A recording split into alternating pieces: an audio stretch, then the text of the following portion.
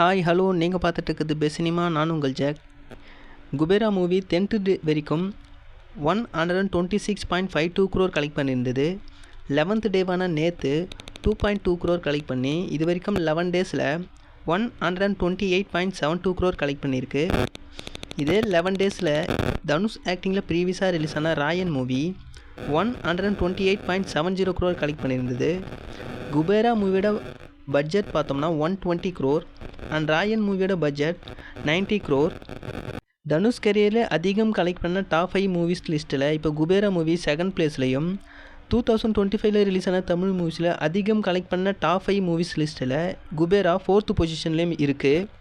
Next Kannappa மூவியோட box office கலெக்ஷனை பார்க்கலாம்.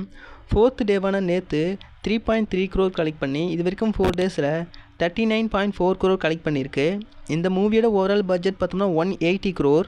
Next இந்த வீக் ரிலீஸ் ஆகிற தமிழ் மூவிஸ்ன்னு பார்த்தோம்னா சிவா ஆக்டிங்கில் பறந்துப்போ அப்படிங்கிற மூவியும் அண்ட் விஜய் சேதுபதி சன் ஆக்டிங்கில் ரிலீஸ் ஆக போகிற ஃபீனிக்ஸ் மூவியும் ரிலீஸ் ஆகுது. இந்த 2 மூவியும் ஜூலை 4th ரிலீஸ் ஆகுது.